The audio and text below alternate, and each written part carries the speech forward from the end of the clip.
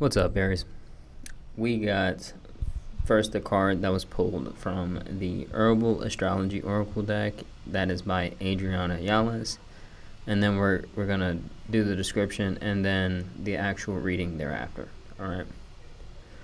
And this card is Rhodiola with the subtext of enchantment.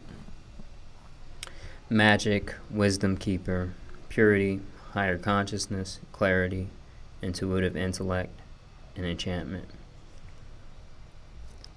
For centuries, rhodiola, or golden root, has been used in Russian and Scandinavian traditional medicine. Many studies have been published on this root, as it has been used to increase physical endurance, longevity, energy, productivity, resistance to high altitude sickness, and to treat fatigue, depression, anemia, impotence, gastrointestinal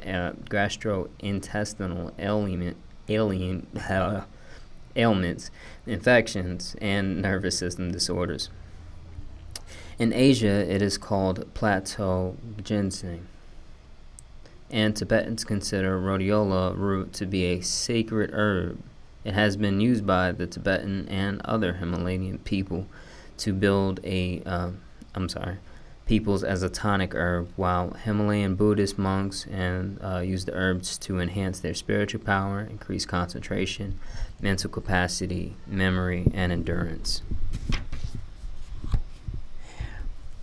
The Vikings use aromatic roots of rhodiola to fight infections and increase sexual prowess and sensual appetite and enhance fertility.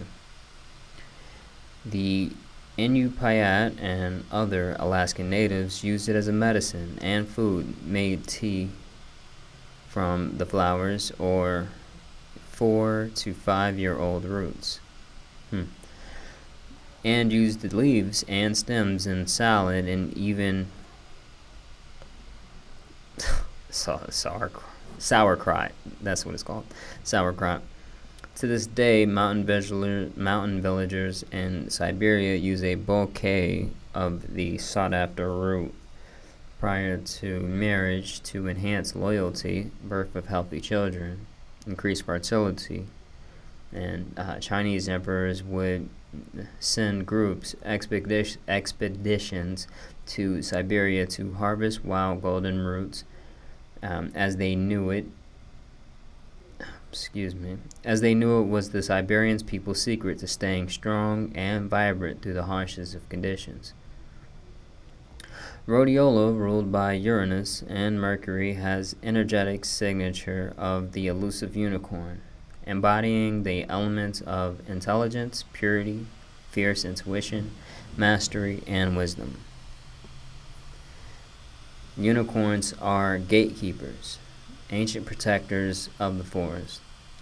Like Uranus, your genius brings lightning-like brilliance for the moment, insight without bias, and intellect founded on intuition and grounded with the power of truth. On the contrary, this can signify a time of mental or emotional blockage, disconnection from divinity, intellect without intuition, and emotional immaturity. The unicorn is known as the great protector of the forest. Like rhodiola, I hope I'm saying that right, some unicorns are said to live near the high mountains to this day, nourishing and protecting the wise and ancient forest left. Rhodiola is in your cards today to remind you that you are intelligence embodied, intuitive, articulate, and knowledgeable. You may exude mastery, wisdom, purity, authority, and wisdom. Emotions do not cloud your judgment. Your actions are measured carefully and intuitively, as you contain ancient codes on the ways of heaven and earth. The subtle essence of the unicorn resides in the third eye. If unicorn's medicine comes to you, your sense of wise creativity and aliveness will deepen. Don't neglect your medicine. Honor your natural gifts. Stand tall. Own your medicine and who you are becoming. few things. One, I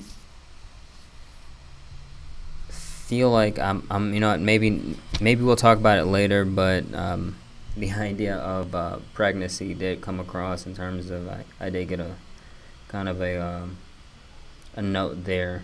We'll come across that at some point, but I really want to put out, I guess, before that, I want to say that this idea of honing, honing honing this idea of being able to really live as a mystic warrior in a lot of sense it's important. Uh, Emotional control is one of the really the highest priorities when it comes down to that, and some people may be really struggling with the idea of emotional control, but you should understand that there is tremendous value there. Um, Anybody struggling, particularly with any type of outburst, you should definitely understand that concept of what that does in terms of how it hones your spirit in general and your abilities in general when you can and it really sharpens your blade when you can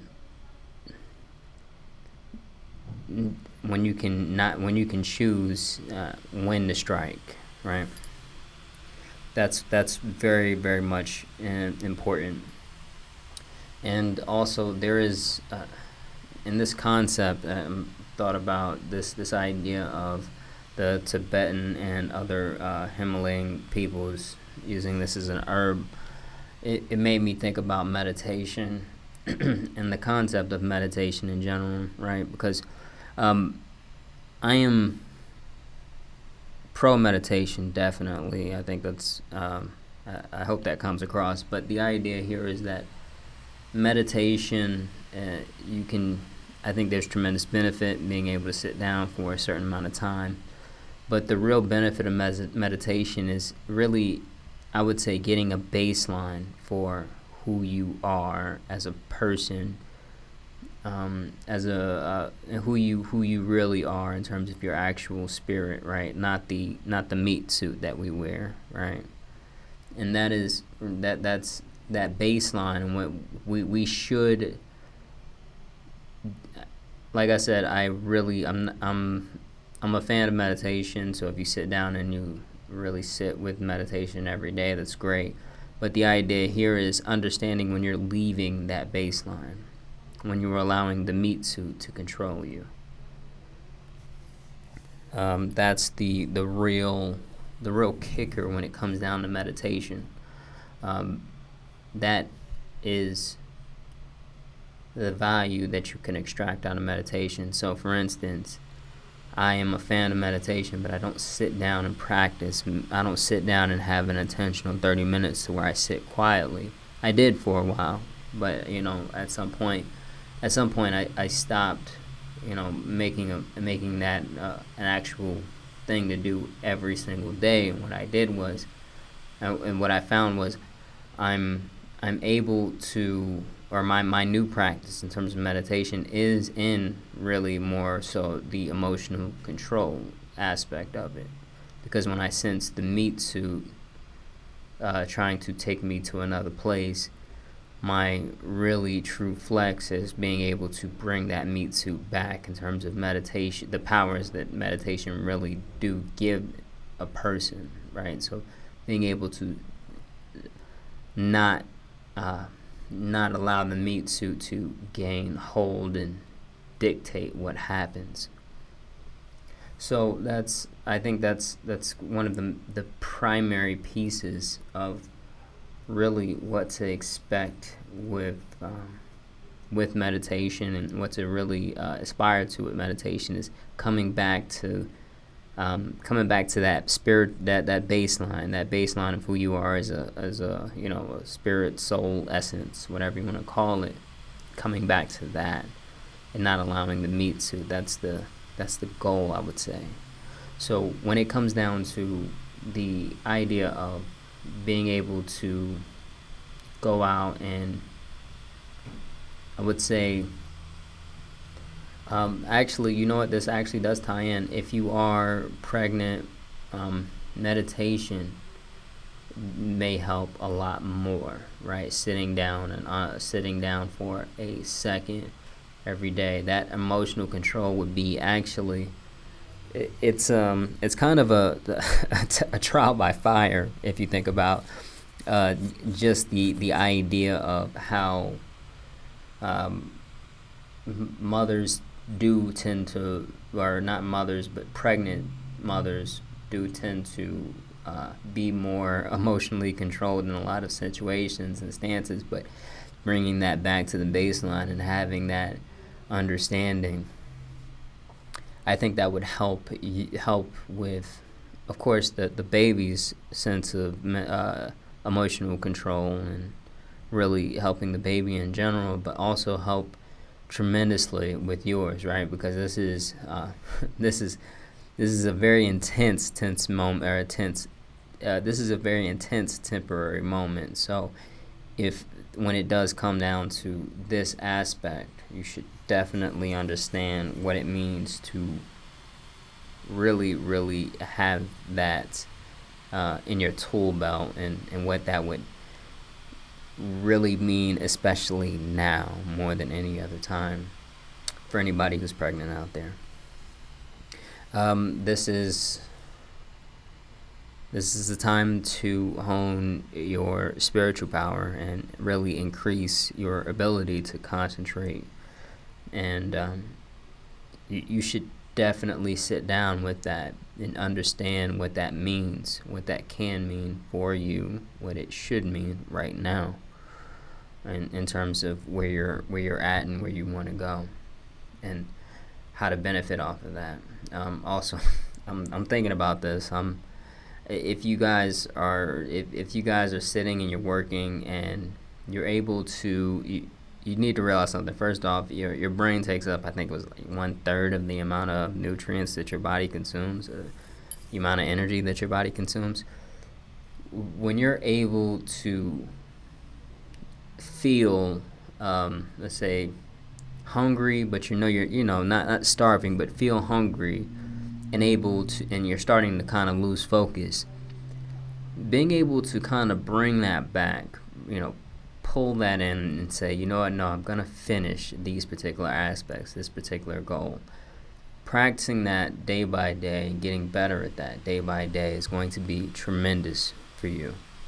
I don't know why I'm thinking about hunger more than anything in terms of with that particular situation, but it could be, when it comes down to losing focus, period, when you start to feel that mental drain, you want to start to kind of do something else.